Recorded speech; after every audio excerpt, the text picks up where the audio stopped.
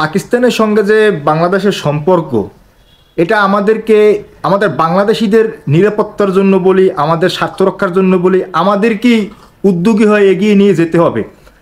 কারণ বাংলাদেশ হচ্ছে এমন একটা মুসলিম রাষ্ট্র যার আশেপাশে কোনো মুসলিম রাষ্ট্র নাই। আপনি পৃথিবীতে প্রায় 55 থেকে 57টা ওআইসি ভুক্তই মুসলিম রাষ্ট্র আছে, কিন্তু তারাই কিন্তু সীমান্ত দ্বারা কিন্তু অপর মুসলিম রাষ্ট্রগুলোর সঙ্গে কিন্তু তারা জড়িত। আজকে বাংলাদেশিদের দিকে যদি আপনি একবার তাকান, আজকে যে রোহিঙ্গা মুসলমানরা, তারা কিন্তু সেই বঙ্গোপসাগরের পারে পারে, কিন্তু এটা রোহিঙ্গা আরাকান অঞ্চলটা কিন্তু বঙ্গোপসাগরের পারে পারে অনেক সরু, অনেক লম্বা বিস্তৃত। তারা কিন্তু সেই প্রায় 1000 মাইল পাড়ে দিয়ে কিন্তু বাংলাদেশে আসছে। কেন তারা বাংলাদেশে আসছে? তারা চাইলে তো তারা থাইল্যান্ডে যেতে পারতো, চীনে যেতে পারতো, ভারতে যেতে পারতো, কেন যায়নি? কারণ তারা জানে বাংলাদেশে একটি মুসলিম রাষ্ট্র, এখানে আমাদের মুসলমান ভাইরা থাকে, এখানে গেলে আমি আমার জীবনে নিরাপত্তা পাবো। তারা কিন্তু অন্য কোনো বিধর্মীদের দেশে কিন্তু তারা যায়নি।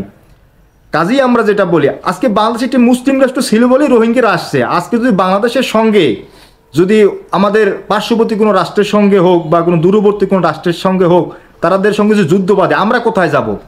কে আসবে আমাদের নিরাপত্তার ক্ষেত্রে এগিয়ে? তখন কে আছে? পাকিস্তান।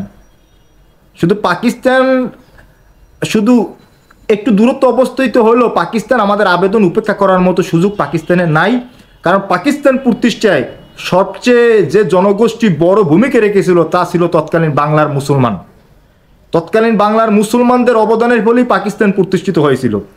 আর পাকিস্তানের সঙ্গে যে আমাদের সম্পর্কটা, এটা আমাদের পূর্বপুরুষদের দ্বারাই আমাদের একটা প্রতিষ্ঠিত, তাদেরই বাতলে দেওয়া সম্পর্ক। শোনেন, ভাইয়ে ভাইয়েও যুদ্ধ হয়, কিন্তু ভাইয়ে ভাইয়ের যুদ্ধের কারণে কিন্তু কেউ বাবাকে অস্বীকার করে না। কায়েদ আজম মোহাম্মদ আলী জিন্নাহ তৎকালীন বাঙালিদেরকে এবং বর্তমান পাকিস্তানিদেরকে নিয়ে একটি রাষ্ট্র তিনি আমাদেরকে উপহার দিয়ে গিয়েছিলেন। কিন্তু 71 সালে আমরা ভাইয়ে ভাই বিভেদ করে রাষ্ট্রটা আমরা ভেঙে ফেলেছি।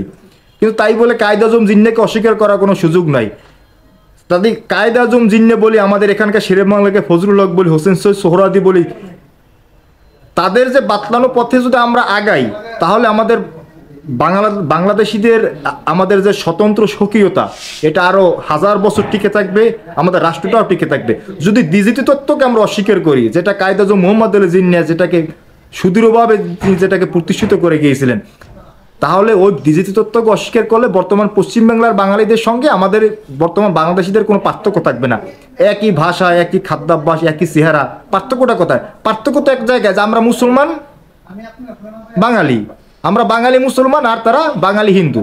তো পার্থক্যটা তো একটা জায়গায় এসে দাঁড়িয়েছে। সেটা কি হয়েছে? জাতিসত্তার ভিত্তিতে, ধর্মের ভিত্তিতে। কাজে আমাদের দ্বিজাতি তত্ত্বকে, আমাদের মুসলিম জাতিসত্তাকে অস্বীকার করলে চলবে না। এবং এই মুসলিম জাতিসত্তাকে সুদৃঢ়ভাবে প্রতিষ্ঠিত করতে হলে আমাদের বর্তমান পাকিস্তানে যে সমস্ত আমাদের ভাইয়েরা বসবাস করে, তাদের সঙ্গে ভ্রাতৃত্বের বন্ধন আরো গাঢ়, আরো অটুট করতে হবে।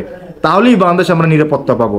যদি আমরা এটা না করি, তাহলে যারা বর্তমানে ভারতে যারা বসবাসরত, যারা বর্ণবাদী হিন্দুরা আছে, তারা শুধু মুসলমানদেরকে না, তারা তাদের দলিত হিন্দু, এমনকি তারা খ্রিস্টানদেরও স্বীকার করতে চায় না।